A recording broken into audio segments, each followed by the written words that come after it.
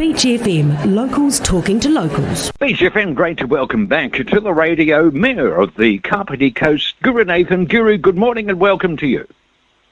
Good morning, John. Good morning to the listeners. Lovely to talk to you. I believe that there's a council visit to the Ngati Toa Marae in Porirua. Yeah, on Friday we went to the Toa Marae in Porirua. I think the first time that I've been there in an official capacity, and I was part of the group to help launch the Maramataka, which is the Maori lunar calendar. Yes. Part of the Matariki celebration. Indeed. And they gave us a full welcome, if you can call it that. We had the three warriors come out and do the pharaoh, the challenge. Yes. Now, I'm quite familiar with Maori Marae protocols going back to the mid-1970s, but I've never been in a position where I've been directly challenged in this way. I can tell you it was an amazing experience because what I saw was this the refined aggressiveness framed within ritual, harking back to the old day warriors. It was actually quite frightening. They were very close up, and the force of their delivery was just amazing. But I knew I was safe, though, which is good to know. This is actually the Maramataka calendar also provides locally with the opportunity to recount their historical legitimacy to be tangata whenua. And this comes at a time when every 3 years, the new triennium, we review our relationship with the tangata whenua, our memorandum of understanding, and it is overdue. We are taking a longer time because there are tensions within our relationship in terms of the lack of capacity for them to engage with what is a huge range of council activities. So we are looking at the possibility of resetting the relationship. This is on their point of view as well. Ngati Toa have an enormous amount of consultation to do because their responsibilities, not just in this area, but wide-ranging. And they must have resource issues dealing with the consultation side of things as well, one would think. Well, I think for Ngati Toa, because they've had the treaty settlement already, they are in a much better situation. Tiatiwa Ki Whakarongotai, I have just had their hearings last year. Yes. And they're still waiting for the delivery of the verdict from the Waitangi Tribunal. Ngati Raukawa are actually going through the process now, I believe. So they are not in a position to engage with this in that sense. But having said that, the Local Government Act requires us to give them the capacity to engage. And that area of engagement, because we can't keep heaping up, by law we are required under the RMA and the Local Government Act to consult with them. So we can't keep heaping up more work on them without giving them the capacity to engage. Yes, it's always been a worry for me. That must have been very valuable. Did you actually have to pick up a feather in terms of the challenge? I think it is up north, the Taranaki people use the feather. But here is a sprig of a branch. So I had to pick it up. Well, that must have been quite an experience. Guru, I wonder if we could talk about water, because there's a government plan out which I believe dispenses central government money, but seems to come with it with conditions, and those conditions seem to be local government joining some sort of consortium, some kind of centralisation of water. I would have thought that's a reasonably sensitive issue in this area. That's right. You know that I think it was last week that they announced $761 million funds. But for you to access the funds, you have to sort of amalgamate with what I think publicly owned service providers. At the moment, most councils supply their own water or do it in an amalgamation like Wellington Water, where a number of councils join up. So Kapiti, we have through the water meters and we and our investment in infrastructure, we have been up they're amongst some of the best people who manage our water supply. I mean, the Auditor General's report year before last on a number of councils examined used Kapiti as the poster boy for demand management. So we are doing very well. So why are we being penalized? Because you need to go back to the 2016 Havelock North, the Campylobacter scare. So there were 5,000 people fell sick, and I think there were 4 deaths. And there was an inquiry into this. And what the inquiry showed was that there's a huge lack of investment in those areas, particularly for small councils.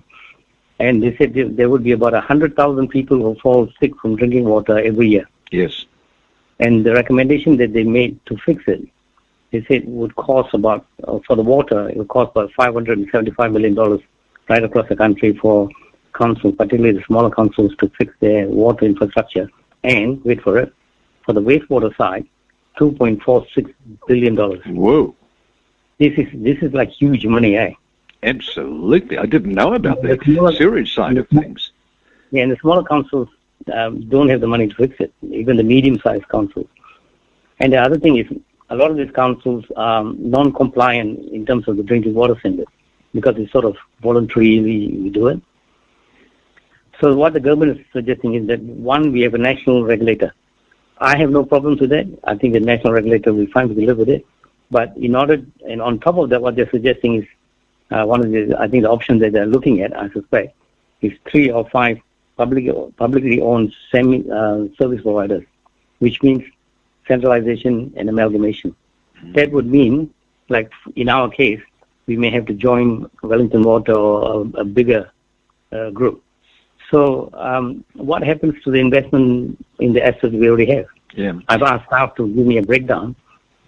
Our water asset, it's a value of 120 million. Wastewater asset, 140 million.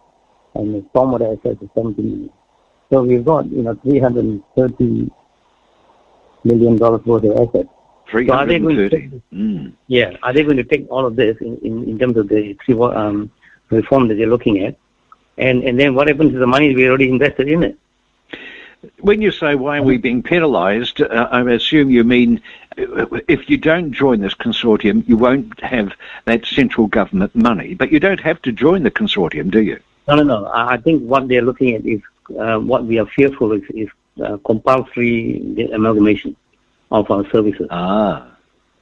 And so what happens to the investment we already put in infrastructure? Does that mean, yes, they're talking about a publicly owned organization or service provider, but that's our money. It's ratepayers' money. You can't take that away and give us nothing. Well, I imagine it's a matter of negotiation. It's like any merger that there must be talks and there must be reapportioning of finances, one would hope. I imagine there's a lot of quite difficult discussions to come on this one. Yeah, the Department of Internal Affairs leading a workshop with the local government New Zealand and the Society of Local Government Managers to work through this, what's going to happen next. But the local government New Zealand's bottom line, which we support, is that any reform should be voluntary. We should not be forced. Because I think, form should follow function. If we are functioning well, why would you create a new structure? And therefore they should look. They've got national standards. They need to say, look, you need to reach the standard by, let's say, 5 years or 6 years, and then allow the local authorities to work out according to how they relate to the other councils across the country. Yeah. Some, like us, we may not want to join it. We are all right. Others may want to join and do that because ultimately we are already producing what the outcomes the government needs. Do you think there's a danger here that some councils could be rewarded for underinvestment in water and wastewater? Well, you know how that's going to happen when you amalgamate, and then the other ratepayers end up cross-subsidizing councils which have not been doing their work. Yes, I can absolutely see that. So this is a very real issue. And as you say, there's some workshops coming up. Do you think you'll be a lone voice or a lonely voice in those discussions? No. I think the local government New Zealand will represent us very well in that workshop sessions with the Department of Internal Affairs. I don't see them making any sort of announcement before the election because this is quite contentious. They made some announcement in terms of putting a dollop of money and asking people, so this is the carrot, you want this, you have to go through this loops. And so in the meantime, they set up this workshop to discuss the finer points, if you like. Yes. So it is an interesting time. Very interesting times yet again. If they take away the water assets, the wastewater and stormwater from local authorities, what is the shape of future local authorities? Yes. Because these are our core activities. That's right. Yes, that is the bread and butter, isn't it? And maybe it's part of a wider power grab, do you think? Well, but don't forget, I don't want to go there. We are local authorities. If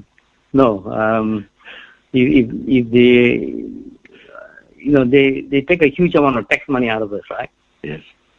Yeah, they should be able to provide some of the funding from the tax money back to us to do the stuff that we need to do, particularly in the infrastructure side. Because like for council, for KCDC, 78% of our our income is on ratepayers. It's unsustainable. That's right. It is that. That's another discussion for another time. Very important one, though. Thank you so much for joining us this morning. It's much appreciated here on Beach FM. Thank you, John. Thank you to the listeners. 106.3 Beach FM.